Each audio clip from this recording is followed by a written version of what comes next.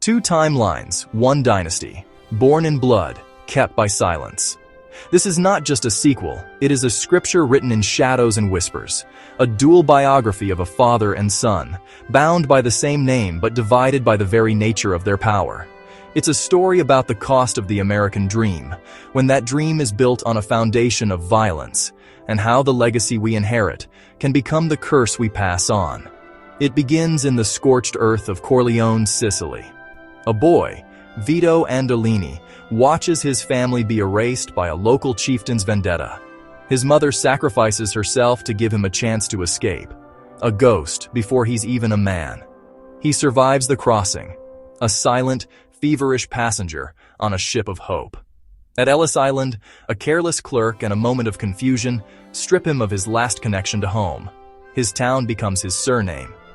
Vito Andolini dies, and Vito Corleone is stamped into existence, an identity forged by loss and displacement. In the crowded tenements of early 20th century New York, this new Vito learns the currency of his new world. It isn't money, it's respect, it's community. He observes, he listens, and he builds a reputation not on fear but on favors. He helps a neighbor keep her apartment. He secures a man's job. These are small acts of quiet power, seeds of loyalty planted in the unforgiving soil of the city. This quiet strength is tested by the local black hand, Don Fanucci, a man who mistakes noise for power. During a street festival, a celebration of life, Vito delivers a lesson in death. He moves through the chaos like a phantom, his actions precise, silent, and final. Fanucci falls, and Vito rises, not as a thug, but as a protector. He understands that true power doesn't need to shout. It simply acts. This is the Corleone way, born from Vito's experience. It's a philosophy of reciprocity, of loyalty that runs deeper than blood, and a fierce, almost sacred devotion to the family unit. The business is a fortress built to protect the home. Every transaction is personal, every alliance a bond. This is the myth he creates, the world he builds for his sons. A world where a man who doesn't spend time with his family can never be a real man. It is a romantic, almost noble vision of organized crime, a stark and tragic contrast to the world his son Michael will inherit and reshape. Decades later, at a cold, sterile estate on Lake Tahoe, Michael Corleone wears his father's crown. But the fit is uneasy. Where Vito built an empire to protect his family, Michael uses his family to protect the empire. He chases legitimacy, a clean slate, a corporate future. His chosen partner is Hyman Roth, a man who remembers the day Vito killed Mo Green, a ghost from the past Michael wants to bury. The deal is meant to be his masterpiece, a move into the mainstream that will wash the blood from their money. But this pursuit of legitimacy is a siren song, luring him further into moral decay. The closer he gets to his goal, the more of his soul he must sacrifice. The trap springs in Havana. Amid the glitter of New Year's Eve, a revolution boils in the streets. Michael is there to finalize his deal, but he's walking into an ambush. History, loud and violent, crashes the party.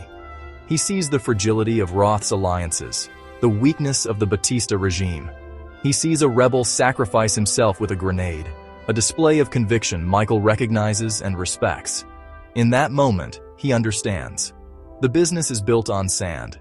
The deal dies as Cuba burns, and the celebratory fireworks of the new year become the soundtrack to his escape, with bullets chasing the Corleones home. Back in America, the war shifts to a new front. Power answers with spectacle. A Senate committee, armed with microphones and flashbulbs, hunts the dawn. They want to expose the family, to strip away the myth and reveal the mechanics of the machine. Their star witness is Frank Pentangeli, a loyal soldier from his father's time, who feels betrayed and discarded by Michael's new way of doing business. He turns, ready to break the code of silence. But Michael understands a loyalty older than law. He flies in Pentangeli's brother from Sicily, a silent, stoic figure in the gallery. No threat is made. None is needed. The mere presence of his brother, a reminder of the old world and its unbreakable codes, is enough. Pentangeli recants, his testimony dissolving into nonsense. The committee is neutered, but Michael has weaponized the very family honor he claims to protect. The external attacks fuel an internal sickness. An assassination attempt at his own home, his children nearly killed, shatters Michael's world. The fortress has been breached.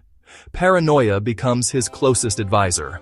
Every handshake could hide a knife, every ally a potential traitor. The doors of the Tahoe compound, once symbols of status, become barriers, locking the world out and Michael in. He trusts no one. He moves in the shadows of his own home, a king barricaded in a castle of suspicion, his isolation growing colder and more absolute.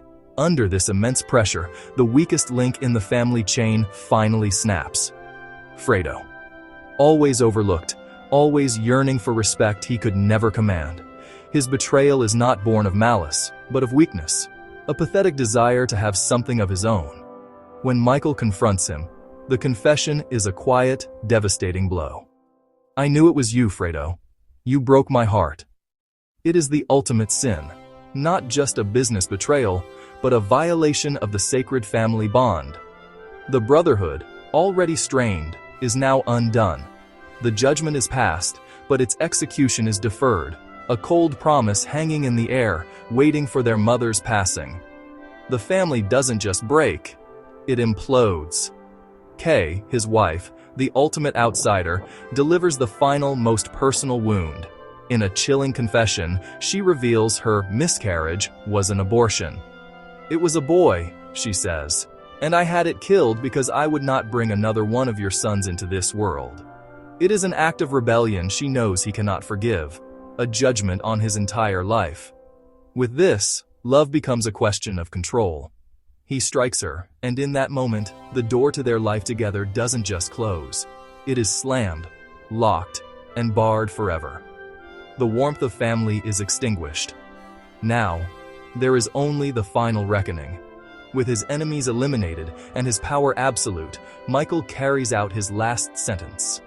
On a gray, frozen lake, as Michael watches from the shore, his brother Fredo says a Hail Mary and is executed. The circle of family is not just broken, it is shattered by his own hand. The camera holds on Michael's face, a mask of hollow victory. He has won. He has defeated all his enemies. He has secured the empire. But the victory tastes like ash. The film ends as it began, with a man who has lost his family. Vito Andolini lost his in Sicily and built a new one. Michael Corleone has systematically destroyed his own. The empire stands, a cold, empty monument, and its emperor sits alone in the gathering dark. The legacy is secure, but it is a legacy of ghosts. The silence he inherits is not the quiet strength of his father, but the profound eternal silence of the tomb he has built for himself.